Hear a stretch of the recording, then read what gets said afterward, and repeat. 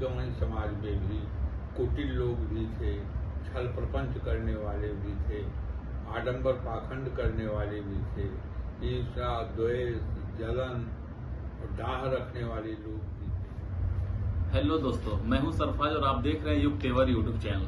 हमारे साथ एक बार फिर से युग तेवर के संपादक वरिष्ठ साहित्यकार कमल नयन पांडे जी मौजूद हैं। आज देखा जाए जो गांव का माहौल है बहुत ही चेंज हो चुका है। पहले से पहले गांव में क्या माहौल होती थी, रीति रिवाज क्या थी या गांव की कंडीशन कैसे रहती थी और अब क्या बदलाव हुआ है, इसी बीच थोड़ा सा गांव को लेकर के चर्चा करेंगे। सबसे पहले सर आपका स्वागत है। देखा जाए पहले का जो गांव था, पहले गांव सीधा साधा भोला भाला तथा साफ सुथरा रहता था, इसके बारे में क्या आपका अनुभव रहा? देखिए, परिवर्तन जैसा आपने शुरू में कहा, तब के गांव आपके गांव में बहुत बदलाव आया है, लेकिन ये प्राय धारणा हर दौर में रही है कि गांव बहुत भोला भाला, बहुत सीधा साधा, बहुत सहज सरल रहा है। तो गंवई समाज हो या कोई भी समाज हो, कभी वो एक रंग रूप का नहीं होता।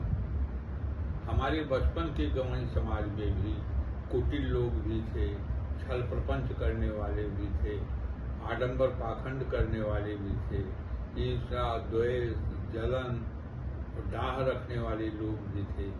लेकिन जो गंवई जीवन व्यवहार से क्षण कर आता था, वो प्रेम, करुणा, सहयोग, सहकार, आपसदारी और उनकी सरलता, उनकी सहजता, जीवन स्थितियों से लड़ने का उनका जज्बा, एक दूसरे की मदद करना, एक भोला भाला साधा सरल गांव क्षण कर आता था, लेकिन पूरा गांव सीधा साधा हो ऐसा नहीं।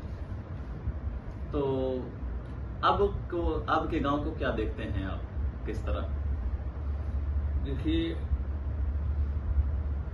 जब से बाजारवाद हम कहना शुरू किए हैं, तो औद्योगिकरण के बाद जब बाजारवाद आता है तो बाजार तो तब भी था, बाजार अब भी है,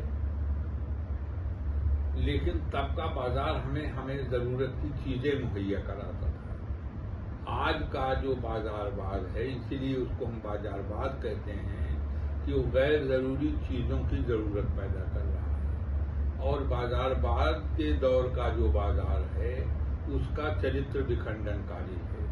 जैसे जब वो ट्रैक्टर के रूप में बाजार पहुंचता है गांव, तो खेत से हल बैल गायब होते हैं, तो हलवाहों का परस्पर मिलना, उनका संवाद करना, आपस में बातचीत करना, ये खत्म हो गया।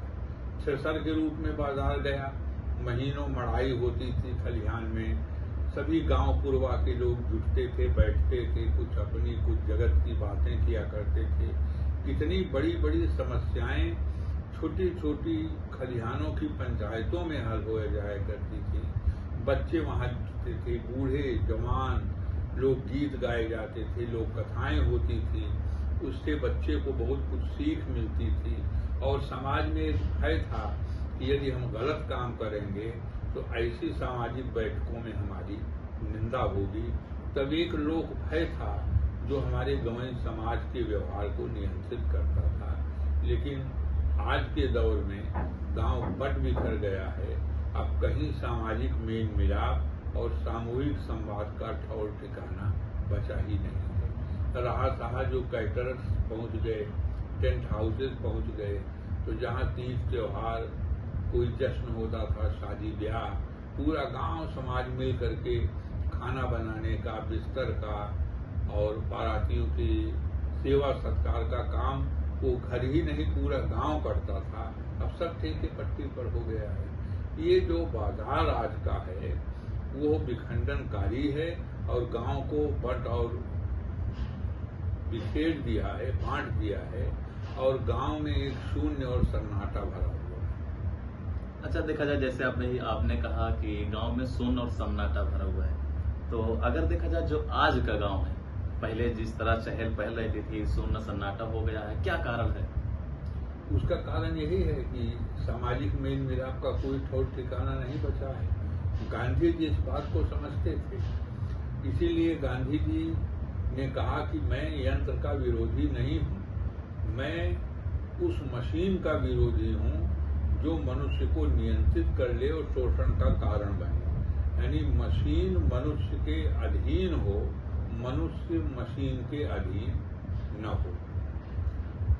आज स्थिति पलट गई है, आज मनुष्य मशीन के अधीन हो गया। बिल्कुल उसी का नतीजा है कि एक थ्रेशर 1 घंटे में खलिहान निपटा देता है, जहां महीनों तक लोग बैठते थे।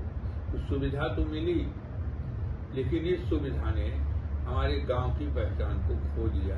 गांव की आपसदारी को, परस्परता को, भाईचारे को, सहयोग सहकार को खत्म कर दिया है, सिरे से खत्म कर दिया है। आज देखा जाए गांव शहरों में सुविधाएं बढ़ रही हैं, ये तो अच्छी बात है, तो आप क्या सोचते हैं? गांव में सुविधाएं बढ़ रही हैं निश्चित रूप से।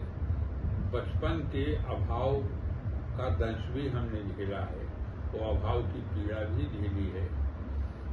शहर आना होता था, विपरीत हवा चलती थी तो साइकिल खड़ी हो जाती थी, तो उस समय कल्पना होती थी काश कोई मोटर लग जाता। और आज मोटरसाइकिल, स्कूटर, स्कूटी आम चीज हो गई है। तो सुविधा तो बढ़ी है, लेकिन जीवन की दुविधाएं उससे ज्यादा बढ़ गई। जो देखा जाए शहर की सुविधाएं के साथ साथ अगर हम गांव की बात करें, गौइयापन बना रहे हैं। हाँ, तो मुसीबत यही है कि आज गांव न गांव रह पाया और न शहर बन पाया।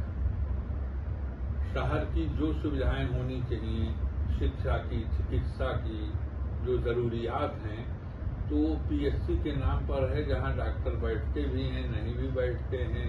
वहां कोई उपलब्धता नहीं है, वहां कोई जो अत्याधुनिक यंत्र होने चाहिए नहीं है। तो शहर की सुविधाएं कुछ पहुंची हैं, जहां हमारे अतीत के गांव के अभाव को पूरी करती हैं, लेकिन पूरी तरह से सुविधा भी नहीं पहुंच पाई है।